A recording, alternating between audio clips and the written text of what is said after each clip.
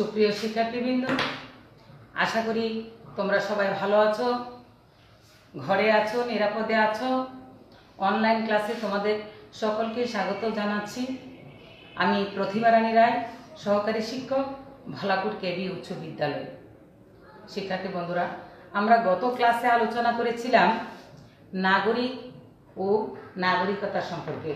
পরিণতি বইয়ের নবম শ্রেণীর পরিণতি বইয়ের দ্বিতীয় অধ্যায়ে নাগরিক ও নাগরিকতা সম্পর্কে আমরা আলোচনা করেছিলাম। তার এই ধারাবাহিকতায় আমরা আজকে আলোচনা করব দ্বৈত নাগরিক সম্পর্কে। শিক্ষার্থী বন্ধুরা, একজন ব্যক্তির একই সঙ্গে দুটি নাগরিকতা অর্জনকে দ্বৈত নাগরিকতা বলে।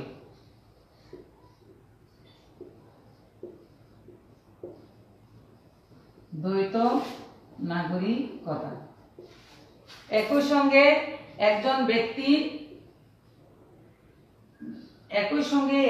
ব্যক্তি দুটি রাষ্ট্রের নাগরিকতা অর্জনকে বলা হয় দ্বৈত নাগরিকতা। সাধারণত একজন ব্যক্তি একটি রাষ্ট্রের নাগরিকতা অর্জনে সুযোগ পায়, তবে জন্মসূত্রে নাগরিকতা অর্জনের দুটি নীতি থাকার কারণে একই ব্যক্তি দুটি রাষ্ট্রের নাগরিকতা অর্জনের সুযোগ পায়। যেমন বাংলাদেশ নাগরিকতা নির্ধারণে জন্মনীতি অনুসরণ করে, অন্যদিকে মার্কিন যুক্তরাষ্ট্র জন্মনীতি ও জন্মস্থান নীতি উভয় নীতি অনুসরণ করে।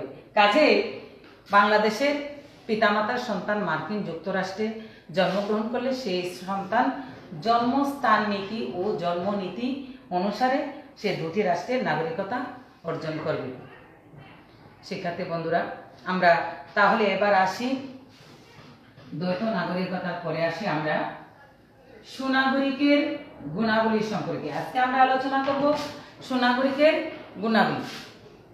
গত ক্লাসে আমরা সুনাগরিকের তিনটি গুণ সম্পর্কে বলেছিলাম যে সুনাগরিকের তিনটি গুণ রয়েছে।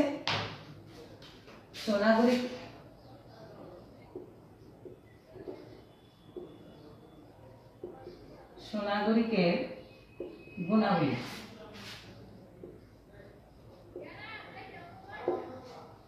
আমরা সুনাগরিকের গুণাবলী সম্পর্কে আজকে আলোচনা করব। শিক্ষার্থী বন্ধুরা, সব মানুষই বা রাষ্ট্রের সব নাগরিকই সুনাগরিক নয়। রাষ্ট্রের সকল নাগরিকই সুনাগরিক নয়। আমাদের মধ্যে যে বুদ্ধিমান, যে সকল সমস্যা অতি সহজে সমাধান করে, যার বিবেক আছে, যে ন্যায় অন্যায় বোধটুকু বুঝতে পারে, যে অসৎ কাজ থেকে নিজেকে বিরত রাখে, যার মধ্যে আত্মসংযমী বোধ থাকে, অর্থাৎ বৃহত্তর স্বার্থে ক্ষুদ্র স্বার্থকে বিসর্জন দিতে পারে, তাকে বলা হয় সুনাগরিক। আমরা সুনাগরিকের তিনটি গুণ গত ক্লাসে আলোচনা করেছিলাম যে সুনাগরিকের তিনটি গুণ রয়েছে। এক নম্বরে বুদ্ধি, বিবেক,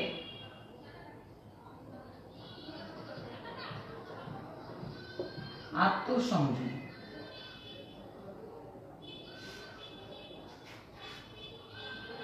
বুদ্ধি, বিবেক, আত্মসংযম। আমরা প্রথমে বুদ্ধি সম্পর্কে আলোচনা করি। বুদ্ধিমান নাগরিক একটি রাষ্ট্রের সম্পদ। বুদ্ধিমান নাগরিক একটি রাষ্ট্রের সম্পদ। বুদ্ধিমান নাগরিক পরিবার, সমাজ ও রাষ্ট্রের বহুমুখী সমস্যার সমাধান চিহ্নিত করে ওই সমস্যার সমাধানের ক্ষেত্রে সঠিক সিদ্ধান্ত গ্রহণ করতে পারে। বুদ্ধিমান নাগরিক ব্যতীত সহজে সেই সমস্যার সমাধান করা সম্ভব নয়।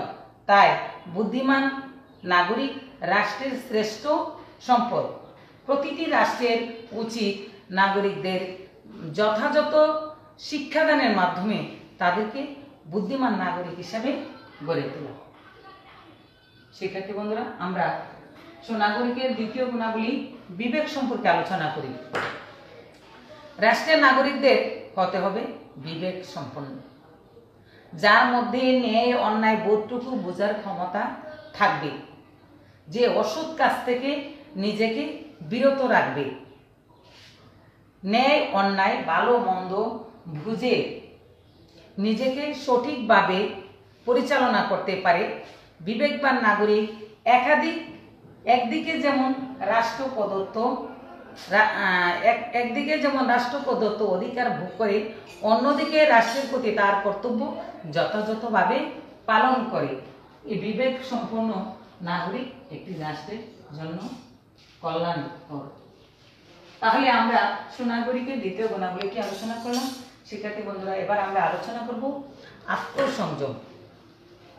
সুনাগরিকের আত্মসংযম থাকা অবশ্যই উচিত। আত্মসংযম না থাকলে সুনাগরিকে পরিণত হওয়া যায় না। এর অর্থ নিজেকে সকল প্রকার লোভ লালসার হাত থেকে ঊর্ধ্বে থেকে সকল সমস্যার সমাধান করতে হবে। সততা ও নিষ্ঠার সাথে রাষ্ট্রের প্রতি দায়িত্ব ও কর্তব্য পালন করতে হবে। সুতরাং সমাজের বৃহত্তর স্বার্থে নিজের ক্ষুদ্র স্বার্থকে ত্যাগ করতে হবে, তাহলে সুনাগরিকে আমরা পরিণত হতে পারব।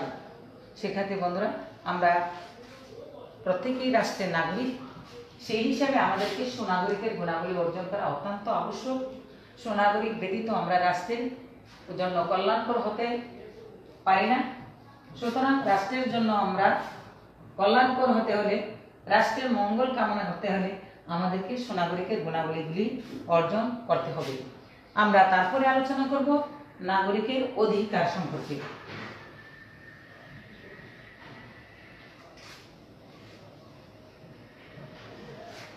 নাগরিকের অধিকার কি রয়েছে, আমরা নাগরিকের অধিকার সম্পর্কে আলোচনা করব।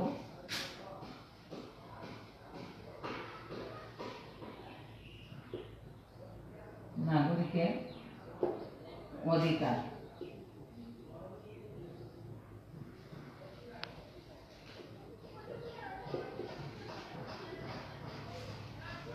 নাগরিকের অধিকার অধিকার হলো সমাজ ও রাষ্ট্র কর্তৃক স্বীকৃত কতগুলো সুযোগ সুবিধা, যা ভোগের মাধ্যমে নাগরিকের ব্যক্তিত্বের বিকাশ ঘটে। সুনাগরিক হলো অধিকার হলো নাগরিকের কতগুলো সুযোগ সুবিধা ভোগের মাধ্যমে নাগরিকের ব্যক্তিত্বের বিকাশ ঘটানো। অধিকার ব্যতীত মানুষ তার ব্যক্তিত্বকে উপলব্ধি করতে পারে না। অধিকারের মূল লক্ষ্য ব্যক্তির সার্বজনীন কল্যাণ সাধন করা। রাষ্ট্রের নাগরিকদের মানসিক, সামাজিক ও অর্থনৈতিক বিকাশের জন্য অধিকার অত্যন্ত অপরিহার্য। শিক্ষার্থী বন্ধুরা, আমরা অধিকার কয় ধরনের হয় আমরা সেই সম্পর্কে আলোচনা করব। অধিকারগুলো কি কি? অধিকারের শ্রেণী বিভাগ। অধিকার আমরা জানি দুই ধরনের। অধিকার রয়েছে। একটি হচ্ছে নৈতিক অধিকার, আরেকটি হচ্ছে আইনগত অধিকার। অধিকার দুই ধরনের, একটি হচ্ছে নৈতিক অধিকার। অধিকার দুই প্রকার, এক নৈতিক অধিকার,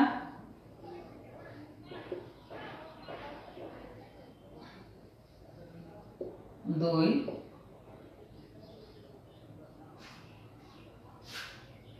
আইনগত অধিকার।